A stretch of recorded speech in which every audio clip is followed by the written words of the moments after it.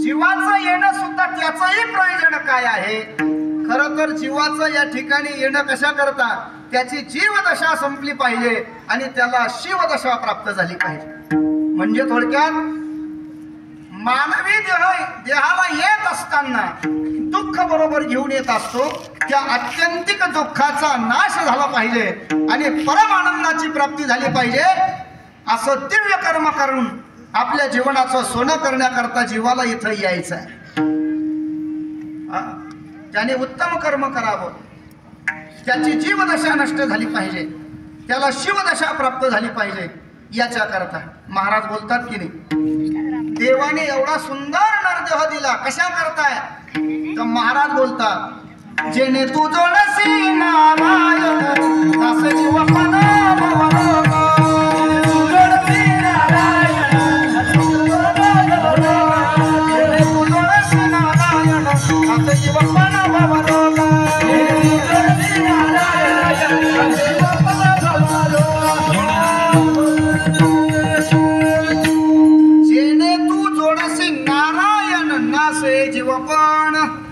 भावरोगापासून त्याला सुटका झाली पाहिजे, जीवपणा नष्ट झाला पाहिजे आणि नारायण जोडला पाहिजे.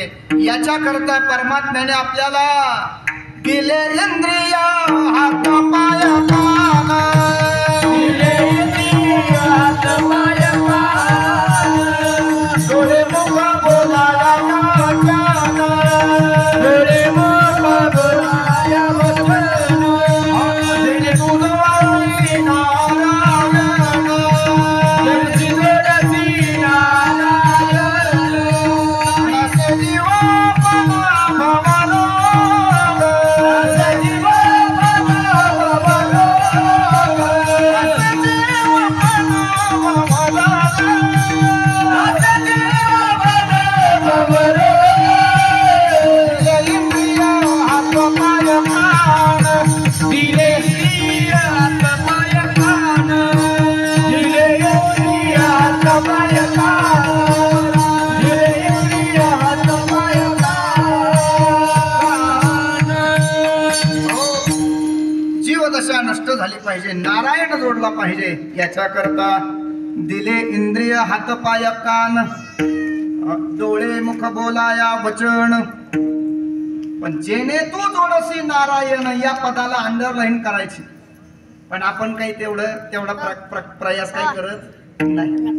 फार फार झालं तर आपल्या डोक्यात एवढंच असतं, वाढावे संतान, आपल्याला पोटभर मिळालं पाहिजे ना, आपल्या लेकरा बाळांना पोटभर मिळालं पाहिजे. याच्या पलीकडे आपली काही धाव नाही.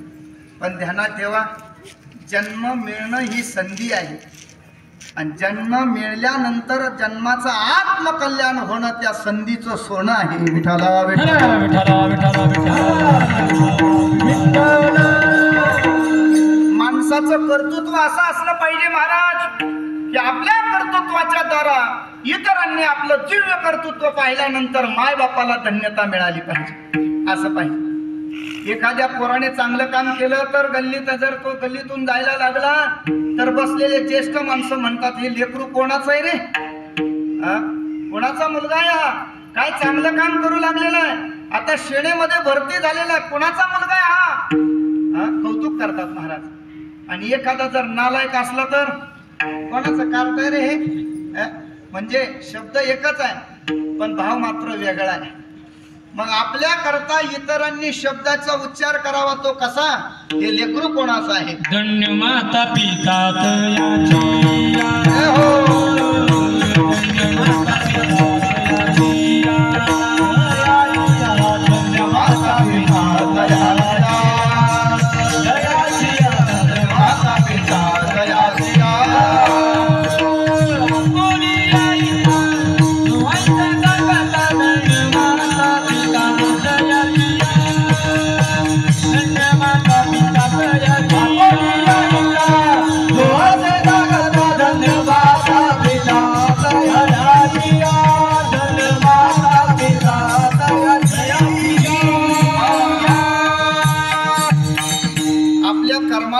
कामाने माय बापाला धन्यता मिळाली पाहिजे. मला सांगा, ज्या वेळेला मुक्त कैवल्य तेजोनिधी भगवान श्री ज्ञानोबराय अवतीर्ण झाल्यानंतर ज्ञानोबरांना धन्यता आहे का आईला असं वर्णन आहे.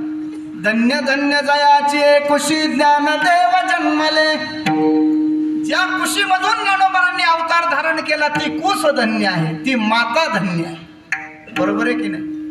भीष्माचार्यांनी परमात्म्याचं दर्शन होण्याकरता 6 महिने बाणाच्या शय्येवरती पडलेले भीष्माचार्य. पण कौतुक मात्र भीष्माचार्याचं नाही, मग गंगा मातेचं कौतुक आहे. विठाला विठाला.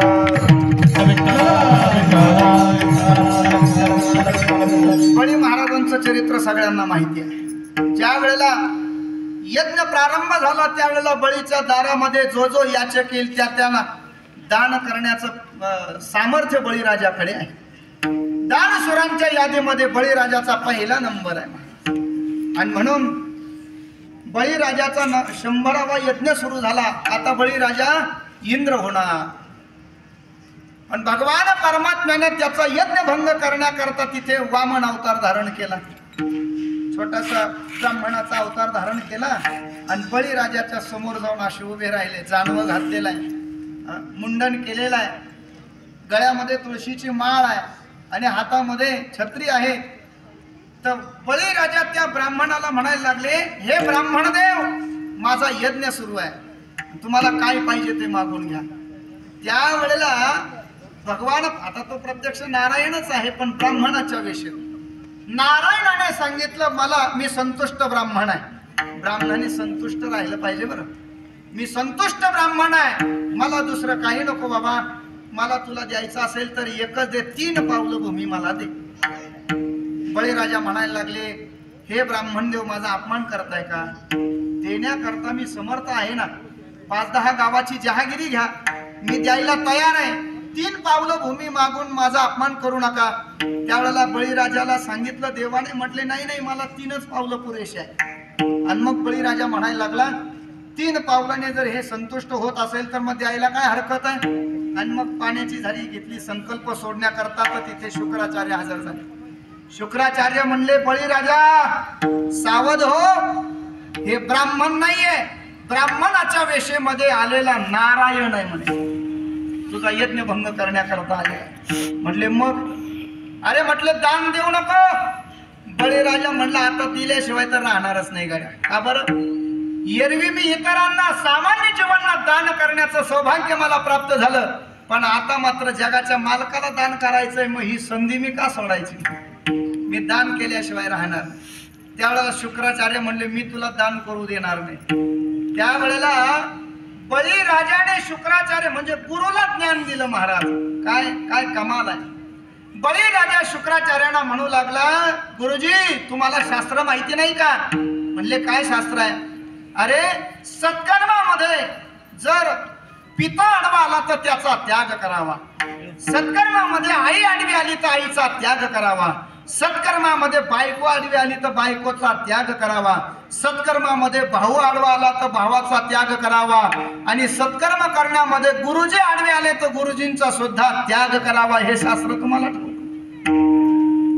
अनेकांनी सत्कर्मामध्ये आडवे आलेल्यांना बाजूला केलेलं आहे. कुणाकुणाला यादीच आहे महाराज. प्रल्हादे पिता विभीषणे बंधू, प्रल्हादे पिता विभीषणे बंधू, प्रल्हादे पिता विभीषणे बंधू, प्रल्हादे पिता विभीषणे बंधू. माता निंदू भरते दे, राजा माता निंदू भरते दे, राजा माता निंदू भरते दे, राजा माता निंदू भरते दे. प्रल्हादाने आपल्या बापाचा त्याग केला महाराज. प्रल्हादाला सुद्धा बापाने सांगितलं, ए प्रल्हाद, तुला माहिती आहे आपल्या राज्यामध्ये काय विधान केलेलं आहे? नाव न घेऊ दे देवाचे, ऐसे ब्रीद हिरण्यकश्यपूचे. देवाचं नाव या राज्यात घ्यायचं नाही. प्रल्हादाने नाव घ्यायचं नाही बंद केलं, घेऊ देत नाही, त्याचा त्याग केला. विठाला विठाला विठाला विठाला.